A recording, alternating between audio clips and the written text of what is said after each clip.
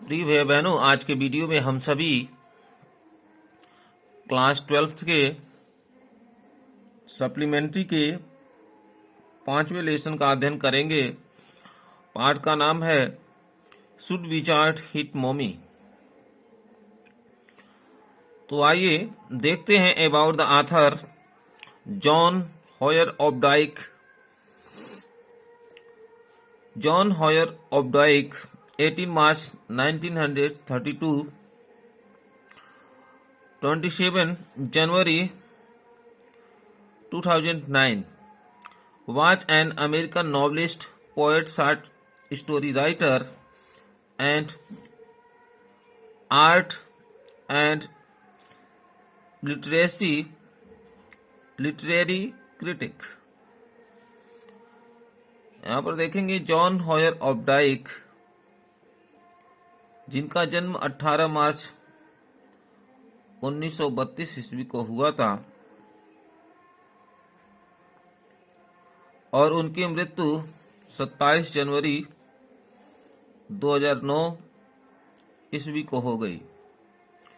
Was an American novelist, वे एक American उपन्यासकार थे, पोएट कवि थे, शॉर्ट स्टोरी राइटर संक्षिप्त कहानी लेखक थे, and art and literary critic और कला और साहित्यिक समीक्षक थे।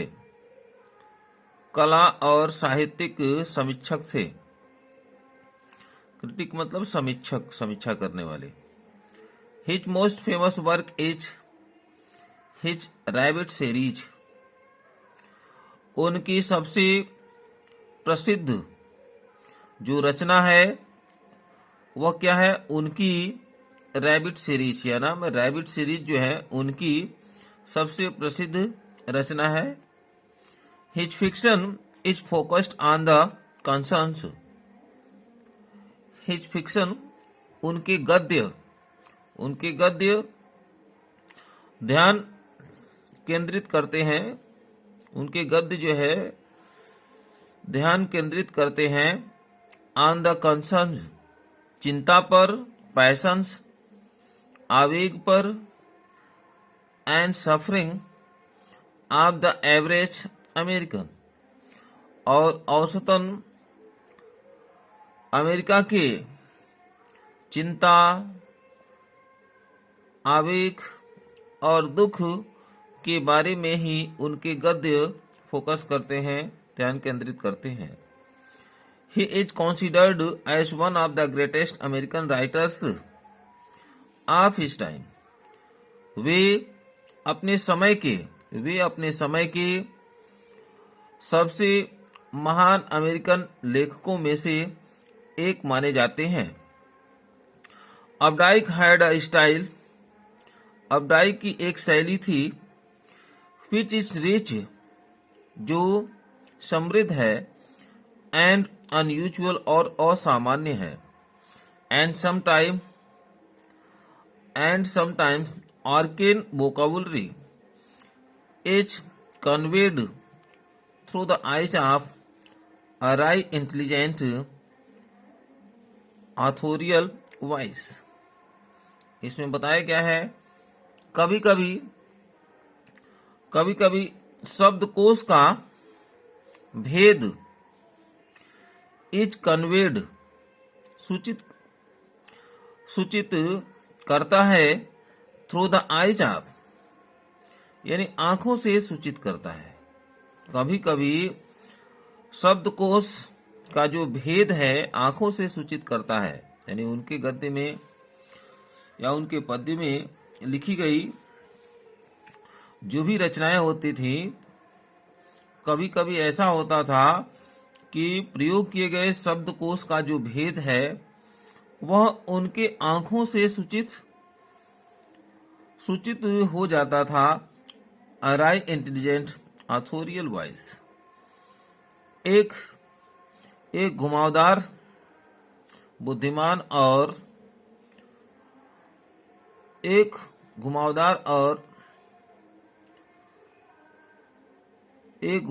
बुद्धिमान कहानीकार के ध्वनि के रूप में।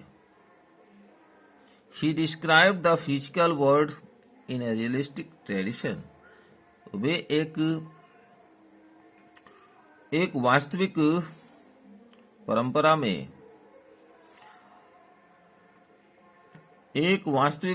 में शारीरिक संसार का वर्णन किए। वे एक वास्तविक परंपरा में सांसारिक संसार का वर्णन किए। आइए टेक्स्ट का अध्ययन करेंगे। In the evenings and for Saturday naps, like today's, Jack told his daughter Jo a story out of his head. In the evenings, सायंकाल के समय में या प्रत्येक सायंकाल के समय में, and for Saturday naps, like today's का अर्थ है रोज की भांति शनिवार को सुलाने के लिए जैक टोल्ड हिज डाटर जो, जैक अपनी पुत्री जो को सुनाया अ स्टोरी एक कहानी आउट ऑफ हिज हेड अपने दिमाग से बना करके। पुनः इसको आप समझ लेंगे। इन द इवनिंग्स सायंकाल के समय में, for Saturday snaps like today's रोज की भांति शनिवार को सुलाने के लिए जैक टोल्ड हिज डाटर जो अ स्टोरी, जैक अपनी पुत्री जो को एक कहानी सुनाया आउट ऑफ हिज हेड अपने मन से कोई एक कहानी बना करके। आप इसको ऐसे समझ लेंगे, सब मिलाकर ऐसे समझेंगे कि रोज शाम को और शनिवार को दोपहर बाद की नींद के लिए जैक अपनी लड़की जो को अपने दिमाग से बना करके एक कहानी सुनाता था। This custom began when she was 2, और यह रिवाज प्रारंभ हुआ व्हेन शी वाज 2, जब वह 2 वर्ष की थी। अर्थात इसमें जैक नामक एक व्यक्ति था जो अपनी लड़की जो को एक अपने मन से, मतलब एक मनगढ़ंत कहानी वह सुनाया करता था अपनी लड़की को, और वह अपनी लड़की को कहानी सुना करके ही वह अपनी लड़की को सुला देता था। This custom began when she was 2, और यह रिवाज, यह परंपरा प्रारंभ हुआ व्हेन शी वाज 2, जब वह लड़की 2 वर्ष की थी। जब वह लड़की 2 वर्ष की थी तभी से यह रिवाज शुरू हुआ। तभी से जैक जो है अपनी लड़की जो को कहानियां सुनाया करता था जब वह लड़की 2 वर्ष की थी। Watch itself now nearly 2 years old, अब जो है स्वयं वह लगभग 2 वर्ष की हो गई है। अब लगभग वह 2 वर्ष की हो गई है, अर्थात उसकी कुल उम्र कितनी वर्ष हो गई? अर्थात 4 वर्ष की हो गई। And his head felt empty, और उसका दिमाग जो है खाली हो गया है। इसमें बताया गया है कि उसका दिमाग and his head felt empty, और उसका दिमाग जो है खाली हो गया। Each new story was a slight variation of a basic tale. इसमें बताया गया है कि जो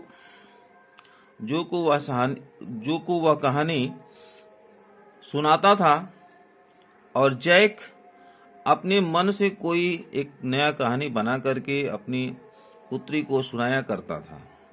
लेकिन कहानी सुना करके उसका दिमाग जो है खाली हो गया था। हिज हेड फेल्ट एम्प्टी, उसका सिर जो है खाली महसूस करता था। इसका अर्थ यह है कि अब उसके दिमाग में कोई ऐसी कहानी जो है नहीं सूझती थी कि वह कहानी कुछ सुनावे। तो कहानी सुना सुना करके उसका दिमाग जो है खाली हो गया था। Each new story was a slight variation of a basic tale, और प्रत्येक नई कहानी जो है was a slight variation of a basic tale, यानी उस आधारभूत कहानी से बिल्कुल थोड़ा सा भिन्न होती थी। प्रत्येक नई कहानी जो वह बनाता था वह आधारभूत कहानी से थोड़ी सी भिन्न होती थी। आ स्मॉल क्रिएचर, और जो कहानी वह सुनाता था तो वह कहानी क्या होती थी? आ स्मॉल क्रिएचर, एक छोटे जीव की कहानी होती थी। यूजुअली नेम्ड रोजर, और उस जीव की कहानी जो वह कहता था यूजुअली नेम्ड रोजर, उसमें सामान्यतः नाम होता था रोजर। उस जीव की कहानी, उस प्राणी की कहानी जो है जो भी सुनाता था उसमें नाम क्या रखता था? रोजर। जैसे कि Roger fish, Roger squirrel, Roger chipmunk. तो इस तरह से रोजर फिश यानी फिश की कहानी सुनाता था, स्क्वेरल की कहानी सुनाता था, चिपमंक। इसमें जो भी कहानी सुनाता था लेकिन उस कहानी में वह नाम क्या रखता था? रोजर नाम अवश्य रखता था। तो इसमें बताया गया है कि जो भी वह नाम रखता था Roger, had some problem, Roger को कुछ समस्या होती थी, and went with it to the wise old owl, और वह रोजर एक बुद्धिमान वृद्ध उल्लू के पास जाता था। जो भी वह कहानी बनाता था उस कहानी में रोजर नाम जरूर होता था किसी जीव का, और वह जीव कहाँ जाता था, वह प्राणी कहाँ जाता था? वह एक वृद्ध उल्लू के पास, एक वृद्ध बुद्धिमान उल्लू के पास वह जाता था यदि उसे कोई समस्या होती थी। That solved the problem, जो उसकी समस्या का समाधान करता था। Demanding in payment a number of pennies greater, demanding in payment a number of pennies, इसमें बताया गया है, और जो वह समस्या समाधान करता था तो डिमांडिंग इन पेमेंट्स, तो वह धन की मांग करता था। अ नंबर ऑफ पेनीज, मतलब अत्यधिक पैसे, पेनीज का तो पैसे, तो अत्यधिक पैसे पेमेंट के रूप में वह मांग करता था। Greater than the number that Rogers creature had, और उससे ज्यादा वह पैसे मांग करता था जितना कि रोजर क्रिएचर के पास रहता था। इसमें बताया गया है कि जितना वह मांग करता था, इसमें आप ये कह सकते हैं कि वह उतने पैसे की मांग करता है जितने उस रोजर प्राणी के पास नहीं होते थे। But in the same breath directing the animal to a place where the extra pennies could be found, इसमें बताया गया है, लेकिन साथ ही वह जानवर को उस जगह भी बता देता, किंतु उस जानवर को उस स्थान को भी बता देता जहां उसे अतिरिक्त पैसे मिल सकते थे,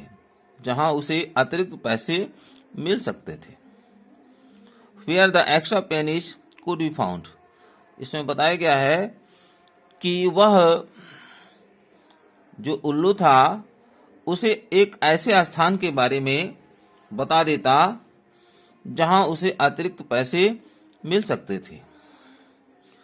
then Roger was so happy, तब रोजर बहुत प्रसन्न होता था।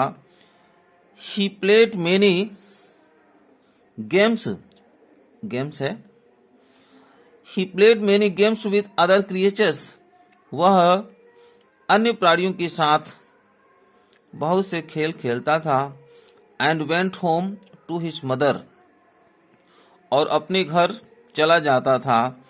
जस्ट इन टाइम, बिल्कुल उसी समय।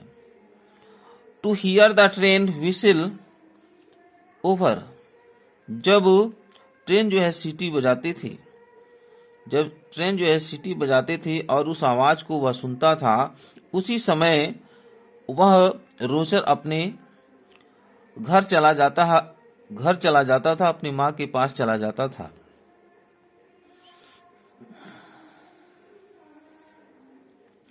Eight brought his daddy home from Boston, और वह घर चला जाता था, अपनी माँ के पास चला जाता था।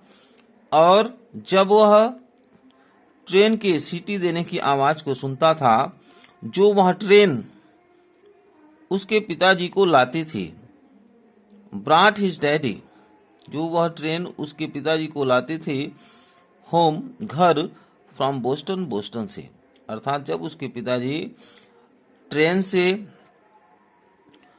बोस्टन से घर वापस आते थे, और तभी रोजर अपने घर चला जाता था। आगे देखेंगे, Jack described their supper, supper है SUPPER है, मिस्टेक है, SUPPER। Jack described their supper, Jack जो है उनके भोजन का वर्णन करता।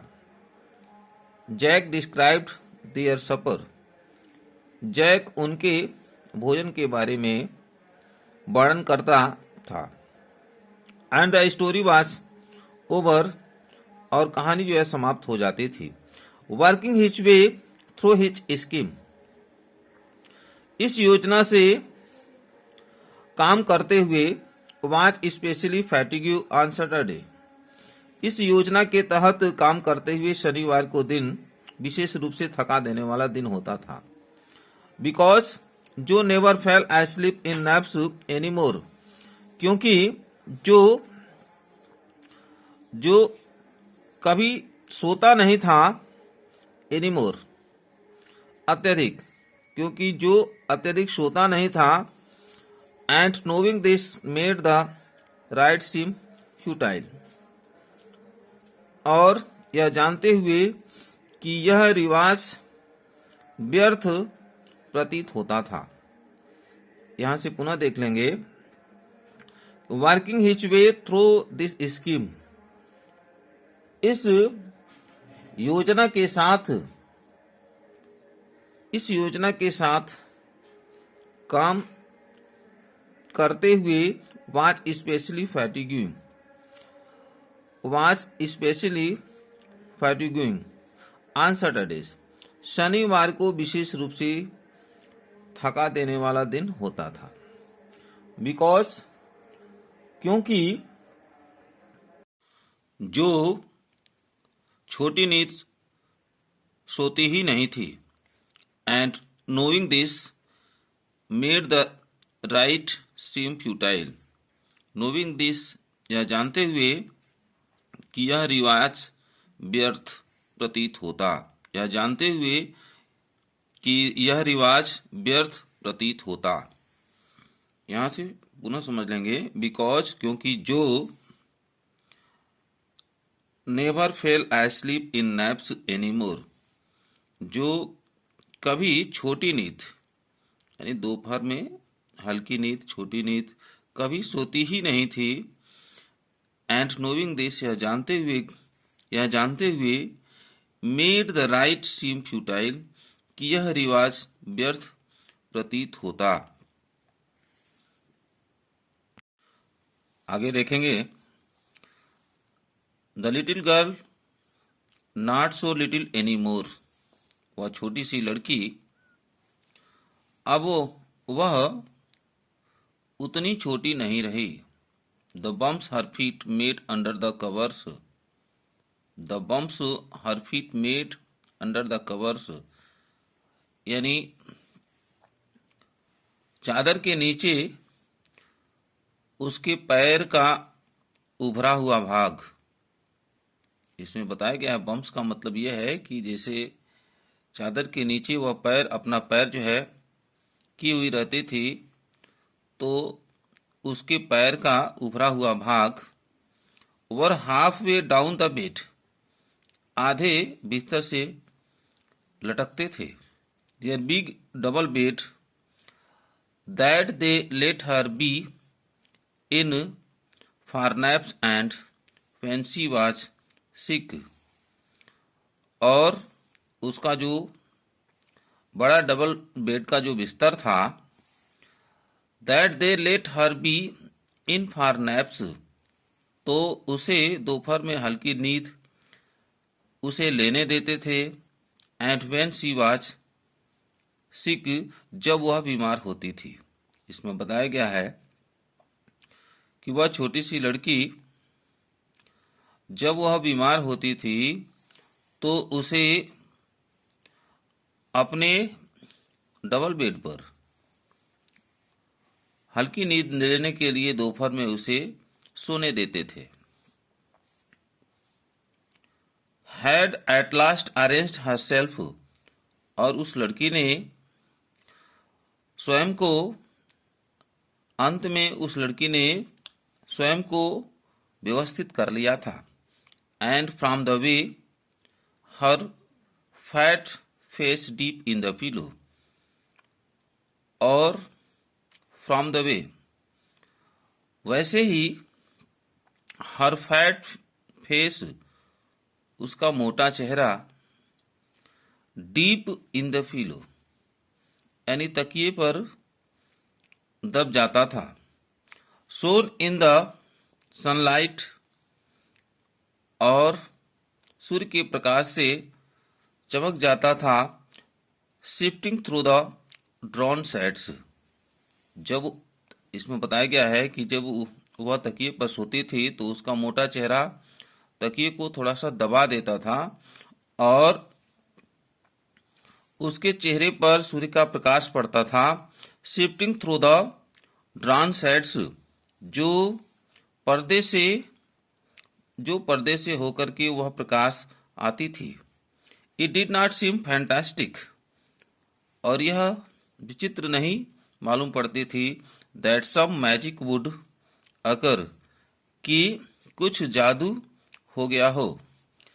And she would take her nap like an infant up to, और वह दो शिशु की तरह वह झपकियां लेती थी, अर्थात दो बच्चों की तरह, यानी दो इन्फेंट भी होता है शिशु, यानी दो बच्चों की तरह, यानी जैसे बच्चे जो है झपकियां लेते हैं वैसे ही दोनों बच्चों की तरह, यानी दोनों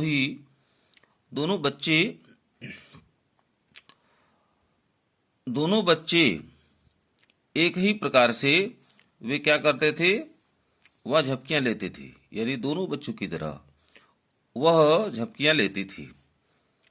इसमें जैसे बताया गया है जो और उसका एक भाई भी था, मतलब दो लोग थे। आगे देखेंगे। Her brother Bobby was two, her brother Bobby was two, अर्थात उसका भाई बॉबी 2 वर्ष का था। And already I sleep with his बोतल, और वह सदैव जो है वह पहले से ही अपने बोतल के साथ, और यहाँ देखेंगे बॉबी वाज टू, बॉबी 2 वर्ष का था। And already I sleep with his बोतल, और अपने बोतल के साथ वह पहले ही सो जाता था। जैक आस्क्ड, जैक पूछा, who shell the story be about today, कि आज किसके बारे में कहानी होगी। जैक पूछा कि आज जो है किसके बारे में कहानी होगी, अर्थात आज मुझे किसके बारे में कहानी होगी। तो प्रिय भाई बहनों, आज के वीडियो में यहाँ तक पढ़ाया गया। आशा है कि आप समझ गए होंगे, और यदि यह वीडियो अच्छा लगे तो लाइक शेयर सब्सक्राइब करेंगे और कमेंट के माध्यम से बताने का प्रयास करेंगे कि आपको कितना समझ में आया। धन्यवाद।